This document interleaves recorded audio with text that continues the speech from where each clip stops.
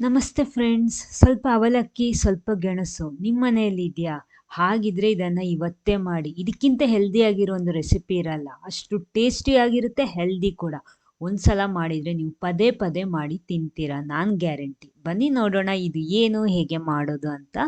ನೋಡಿ, ಅದಕ್ಕೋಸ್ಕರ ನಾನಿಲ್ಲಿ ಸಿಹಿ ಗೆಣಸು ತಗೊಂಡಿದ್ದೀನಿ. ನಿಮ್ಗೆ ಎಷ್ಟು ಬೇಕೋ ಆ ರೀತಿ ನೋಡಿ ತಗೋಬಹುದು. ನಾನೊಂದು 2-2.5 ಪೀಸ್ ತಗೋತಾ ಇದ್ದೀನಿ. ಚೆನ್ನಾಗಿ ತೊಳೆದು ತಗೋಬೇಕು. ಮೊದಲು ಇದನ್ನ ಬೇಯಿಸಬೇಕು. ಬೇಯಿಸೋದು ಡೈರೆಕ್ಟ್ ನೀರಲ್ಲಿ ಹೋಗಿ ಬೇಯಿಸೋದಲ್ಲ, ನಾನಿಲ್ಲಿ ಆವಿಯಲ್ಲಿ ಬೇಯಿಸ್ತಾ ಇರೋದು. ಮೊದಲು ನೋಡಿ, ನೀರು ಬಿಸಿ ಮಾಡೋದಕ್ಕೆ ಇಟ್ಟಿದ್ದೀನಿ. ನೀರು ಚೆನ್ನಾಗಿ ಬಿಸಿ ಆಗಿದೆ. ಅದರ ಮೇಲ್ಗಡೆ ಈ ರೀತಿ ಒಂದು ಪಾತ್ರೆ ಇಟ್ಕೊಂಡ್ಬಿಟ್ಟು ಇದನ್ನ ಬೇಯಿಸ್ಕೊಳ್ಳಿ. ನೋಡಿ, ನಾನಿಲ್ಲಿ ಈ ದೊಡ್ಡ ಸೈಜಲ್ಲಿ 2, ಮತ್ತೊಂದು ಸಣ್ಣ ಪೀಸ್ 2, ಈ ರೀತಿ 2.5 ಪೀಸ್ ತಗೊಂಡಿದ್ದೀನಿ. ಇದು ಬೇಯಲಿ. ಅಷ್ಟೊತ್ತಿಗೆ ನೋಡಿ, ನಾನಿಲ್ಲಿ 1 ಕಪ್ ಅವಲಕ್ಕಿ ತಗೊಂಡಿದ್ದೀನಿ. ಅವಲಕ್ಕಿ ಯಾವುದೂ ಆಗ್ಬೋದು. ಅದನ್ನೊಂದು ಈ ರೀತಿ ಸ್ಟ್ರೈನರಲ್ಲೇ ಹಾಕ್ಕೊಳ್ಳಿ. ಅದರ ಮೇಲ್ಗಡೆ ಸ್ವಲ್ಪ ಸ್ವಲ್ಪ ನೀರು ಹಾಕ್ಕೊಂಡು ಈ ರೀತಿ ಸ್ಪ್ರೆಡ್ ಮಾಡ್ಕೊಳ್ಳಿ.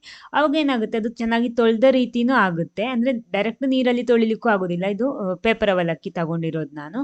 ನಿಮಗೆ ದಪ್ಪ ಅವಲಕ್ಕಿ ತಗೋಬೋದು, ಕೆಂಪು ಅವಲಕ್ಕಿ ತಗೋಬೋದು, ಯಾವ ಅವಲಕ್ಕಿ ಬೇಕಿದ್ರೂ ತಗೋಬೋದು. ನೋಡಿ, ಈ ರೀತಿ ಸ್ವಲ್ಪ ಸ್ವಲ್ಪ ನೀರು ಹಾಕ್ಕೊಂಡ್ಬಿಟ್ಟು ಇದನ್ನು ನೆನೆಸ್ಬೇಕು. ಸ್ವಲ್ಪ ಈ ರೀತಿ ಹಾಕ್ಕೊಂಡ್ಬಿಟ್ಟು ಆಮೇಲೆ ಹಾಗೆ ಮುಚ್ಚಿಟ್ಕೊಂಡ್ರೆ ಸಾಕು. ನೋಡಿ, ಇದನ್ನು ಮುಚ್ಚಿಡ್ತಾ ಇದ್ದೀನಿ. ಸೈಡಲ್ಲಿ ಇಟ್ಕೊಳ್ಳಿ. ನೆಕ್ಸ್ಟ್ ಒಂದು ಮಿಕ್ಸಿಂಗ್ ಬೌಲಿಗೆ 2 ಕಪ್ಪು ಗೋಧಿ ಹಿಟ್ಟು ತಗೋಬೇಕು. 2 ಕಪ್ಪು ಗೋಧಿ ಹಿಟ್ಟಿಗೆ 1 ಟೀ ಸ್ಪೂನ್ನಷ್ಟು ಜೀರಿಗೆ, ರುಚಿಗೆ ತಕ್ಕಷ್ಟು ಉಪ್ಪು, ಆಮೇಲೆ ಇದಕ್ಕೆ ನಾನಿಲ್ಲಿ ಸ್ವಲ್ಪ ಓಂ ಕಾಳು ಕೂಡ ಹಾಕ್ತಾ ಇದ್ದೀನಿ. ಒಂದು 1/4 ಟೀ ಸ್ಪೂನ್ನಷ್ಟು. ಅದನ್ನು ಈ ರೀತಿ ಜಜ್ಜಿ ಹಾಕ್ಕೊಳ್ಳಿ. ಆವಾಗ ಫ್ಲೇವರ್ ಸ್ವಲ್ಪ ಜಾಸ್ತಿ ಸಿಗುತ್ತೆ ನಮಗೆ. ಅದನ್ನು ಕೂಡ ಹಾಕ್ಕೊಂಡ್ಬಿಟ್ಟು ನೀರೆಷ್ಟು ಬೇಕೋ ನೋಡ್ಕೊಂಡ್ಬಿಟ್ಟು ಚಪಾತಿ ಹಿಟ್ಟಿನ ಥರ ನೀವು ಇದನ್ನು ರೆಡಿ ಮಾಡಬೇಕು. ಫುಲ್ಲಾಗಿ ಮಿಕ್ಸ್ ಮಾಡ್ಕೊಳ್ಳಿ. ನೋಡಿ, ಇಲ್ಲಿ ಹಿಟ್ಟು ರೆಡಿಯಾಗಿದೆ. ಇದನ್ನು ಕೂಡ ಮುಚ್ಚಿ ಸೈಡಲ್ಲಿ ಇಟ್ಕೊಳ್ಳಿ. ಅಷ್ಟೊತ್ತಿಗೆ ನಮ್ಮ ಗೆಣಸು ಕೂಡ, ಸಿಹಿ ಗೆಣಸು ಕೂಡ ಬೆಂದಿರ್ಬೋದು. ನೋಡಿ, ಇದನ್ನು ಈ ರೀತಿ ಚೆಕ್ ಮಾಡಬೇಕು. ಫೋರ್ಕನ್ನು ಇದರೊಳಗಡೆ ಹಾಕುವಾಗ ನೇರವಾಗಿ ಹೋಗೋ ರೀತಿಯಲ್ಲಿ ಇರಬೇಕು. ನಿಮ್ಗೆ ಗೊತ್ತಿರುತ್ತೆ ಅಲ್ವಾ, ಚೆನ್ನಾಗಿ ಬೆಂದಿರಬೇಕು. ಸ್ವಲ್ಪ ಸ್ವಲ್ಪ ಗಟ್ಟಿ ಆ ರೀತಿ ಇರಬಾರ್ದು. ಇದು ಕರೆಕ್ಟಾಗಿ ಬೆಂದಿದೆ ಇವಾಗ. ನೆಕ್ಸ್ಟ್ ಒಂದು ಮಿಕ್ಸಿಂಗ್ ಬೌಲ್ ತಗೊಳ್ಳಿ. ಮೊದಲು ನಾವು ನೆನೆಸಿಟ್ಟಿರುವಂತಹ ಅವಲಕ್ಕಿ ಸೇರಿಸ್ಕೊಳ್ಳಿ. ಅವಲಕ್ಕಿ ಎಲ್ಲ ಹಾಕ್ಕೊಂಡ್ಬಿಟ್ಮೇಲೆ ಇದಕ್ಕೆ ರುಚಿಗೆ ತಕ್ಕಷ್ಟು ಉಪ್ಪು, ಆಮೇಲೆ ಒಂದು ಅರ್ಧ ಟೀ ಸ್ಪೂನ್ ಅರಿಶಿನ ಹುಡಿ, 2 ಟೀ ಸ್ಪೂನ್ನಷ್ಟು ಮೆಣಸಿನ ಹುಡಿ ಹಾಕ್ತಾ ಇದ್ದೀನಿ ನಾನು. ಖಾರ ನೋಡಿಕೊಂಡು ಅಡ್ಜಸ್ಟ್ ಮಾಡ್ಕೊಳ್ಳಿ. ಅರ್ಧ ಟೀ ಸ್ಪೂನ್ ಕೊತ್ತಂಬರಿ ಹುಡಿ, ಆಮೇಲೆ ಒಂದು ಅರ್ಧ ಟೀ ಸ್ಪೂನ್ನಷ್ಟು ಗರಂ ಮಸಾಲ ಕೂಡ ಹಾಕ್ಕೊಂಡ್ಬಿಟ್ಟು ಎಲ್ಲ ಕೂಡ ಒಂದ್ಸಲ ಚೆನ್ನಾಗಿ ಮಿಕ್ಸ್ ಮಾಡ್ಕೊಳ್ಳಿ. ಮಿಕ್ಸ್ ಆದಮೇಲೆ ಇದಕ್ಕೆ ಬೇಯಿಸಿಟ್ಟಿರುವಂತಹ ಸಿಹಿ ಗೆಣಸು ಕೂಡ ಸೇರಿಸ್ಕೊಂಡು ಎಲ್ಲ ಕೂಡ ಮಿಕ್ಸ್ ಮಾಡಬೇಕು. ಅದರ ಜೊತೆಗೇನೆ ಚೆನ್ನಾಗಿ ಈ ರೀತಿ ಸ್ಮ್ಯಾಶ್ ಮಾಡಿಬಿಟ್ಟು ಅದನ್ನು ಒಂದು ಪೇಸ್ಟ್ ರೂಪಕ್ಕೆ ತರಬೇಕು. ಫುಲ್ಲಾಗಿ ನೋಡಿ, ಎಷ್ಟು ಚೆನ್ನಾಗಿ ಈ ರೀತಿ ಬೆಂದಿರಬೇಕು. ಇಲ್ಲಾಂದರೆ ಅದು ಕರೆಕ್ಟು ಮಿಕ್ಸ್ ಆಗಿ ಬರಲ್ಲ ನಮಗೆ. ನೋಡಿ, ಇಲ್ಲಿ ಪೇಸ್ಟ್ ರೆಡಿಯಾಗಿದೆ. ಇನ್ನು ಇದನ್ನು ಉಂಡೆ ಮಾಡ್ಕೊಳ್ಳಿ. ಸ್ವಲ್ಪ ದೊಡ್ಡ ದೊಡ್ಡ ಸೈಜಲ್ಲೂ ಮಾಡ್ಬೋದು, ಮೀಡಿಯಮ್ ಸೈಜಲ್ಲೂ ಮಾಡ್ಬೋದು. ನೋಡಿ, ನಾನು ಈ ರೀತಿ ಉಂಡೆ ಮಾಡಿ ರೆಡಿ ಮಾಡ್ತೀನಿ. ಎಲ್ಲ ಕೂಡ ಉಂಡೆ ಮಾಡಿಕೊಂಡು ರೆಡಿ ಮಾಡಿಟ್ಕೊಳ್ಳಿ. ಅಷ್ಟೊತ್ತಿಗೆ ನೋಡಿ, ಗೋಧಿ ಹಿಟ್ಟು ಕೂಡ ರೆಡಿಯಾಗಿದೆ. ಅದನ್ನು ಕೂಡ ಉಂಡೆ ಮಾಡ್ಕೊಳ್ಳಿ. ಆಮೇಲೆ ಜಸ್ಟ್ ನೋಡಿ, ಕೈಯಲ್ಲಿ ಈ ರೀತಿ ಸ್ಪ್ರೆಡ್ ಮಾಡ್ಕೊಳ್ಳಿ.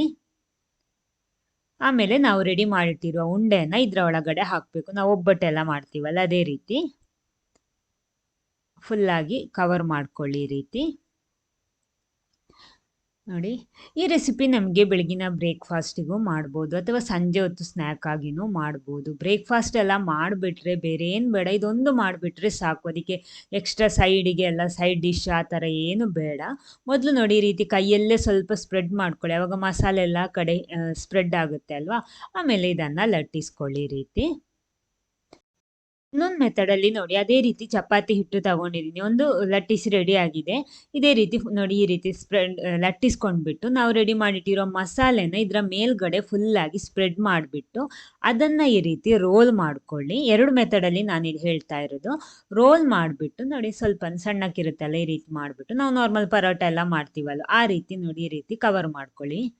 ಕವರ್ ಮಾಡಿಬಿಟ್ಟು ಇದನ್ನು ಲಟ್ಟಿಸ್ಕೊಳ್ಳಿ. ಇದು ಸ್ವಲ್ಪ ಲೇಯರ್ ಥರ ಬರುತ್ತೆ. ನಿಮಗೆ ಯಾವ ಮೆಥಡಲ್ಲಿ ಬೇಕೋ ಆ ಮೆಥಡಲ್ಲಿ ಮಾಡ್ಕೊಳ್ಳಿ. ನೋಡಿ, ಈ ರೀತಿ. ನೆಕ್ಸ್ಟ್ ಕಾವಲಿ ಬಿಸಿ ಮಾಡಿಬಿಟ್ಟು ಬಿಸಿ ಬಿಸಿ ಕಾವಲಿಗೆ ನಾವು ರೆಡಿ ಮಾಡಿಟ್ಟಿರುವಂತಹ ಪರೋಟ ಹಾಕ್ಕೊಂಡ್ಬಿಟ್ಟು 2 ಬದಿನೂ ಬೇಯಿಸ್ಕೊಳ್ಳಿ. ಬೇಕಿದ್ರೆ ಸ್ವಲ್ಪ ಎಣ್ಣೆನೋ ತುಪ್ಪನೋ ಸ್ಪ್ರೆಡ್ ಮಾಡ್ಬೋದು. ಅವಾಗ ಚೆನ್ನಾಗಿ ಟೇಸ್ಟಿಯಾಗಿ ಬರುತ್ತೆ. ಅದಕ್ಕೋಸ್ಕರ ಮಾತ್ರ, ಇಲ್ಲಾಂದರೆ ಹಾಗೇನೂ ಮಾಡ್ಬೋದು. 2 ಬದಿನೂ ಬೇಯಿಸ್ಕೊಳ್ಳಿ.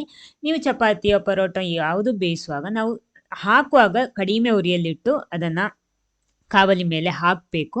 ಆಮೇಲೆ ಹೈ ಫ್ಲೇಮಲ್ಲಿ ಇಡಬೇಕು. ಆವಾಗ ಅದು ಚೆನ್ನಾಗಿ ಉಬ್ಬಿ ಬರುತ್ತೆ. ನೋಡಿ ಈ ರೀತಿ ಎರಡು ಬದಿ ಕೂಡ ತಿರುಗಿಸಿ ತಿರುಗಿಸಿ ಹಾಕೊಂಡ್ಬಿಟ್ಟು ಚೆನ್ನಾಗಿ ಉಬ್ಬಿ ಬರುವ ತನಕ ಬೇಯಿಸ್ಕೊಳ್ಳಿ. ಸೂಪರ್ ಆಗಿ ಉಬ್ಬಿ ಬರುತ್ತೆ ಅದು. ನೋಡಿ ರೆಡಿ ಆಗಿದೆ. ಇದೆರಡು ಬದಿ ಕೂಡ ಬೇಕಿದ್ರೆ ಸ್ವಲ್ಪ ತುಪ್ಪ ಸ್ವಲ್ಪ ಜಾಸ್ತಿ ಹಾಕ್ಬೋದು, ಬೇಡ ಅಂದರೆ ಸ್ಕಿಪ್ ಮಾಡ್ಬೋದು. ರೆಡಿಯಾಗಿದೆ ಬಿಸಿ ಬಿಸಿಯಾಗಿರುವಂತಹ ಸಿಹಿ ಗೆಣಸು ಮತ್ತು ಅವಲಕ್ಕಿಯ ಪರೋಟ ಇಲ್ಲಿ ರೆಡಿಯಾಗಿದೆ. ಬ್ರೇಕ್ಫಾಸ್ಟಿಗಂತೂ ಸಖತ್ತಾಗಿರುವಂಥ ಒಂದು ರೆಸಿಪಿ, ಹೆಲ್ದಿಯಾಗಿರೋ ರೆಸಿಪಿ. ಸಿಹಿ ಗೆಣಸು ನಿಮ್ಗೆ ಗೊತ್ತಲ್ವಾ, ಎಷ್ಟು ತಿಂದರೂ ಕೂಡ ಅಷ್ಟು ಒಳ್ಳೆಯದು. ನೋಡಿ ಯಾವ ರೀತಿ ಇದೆ ಅಂತ.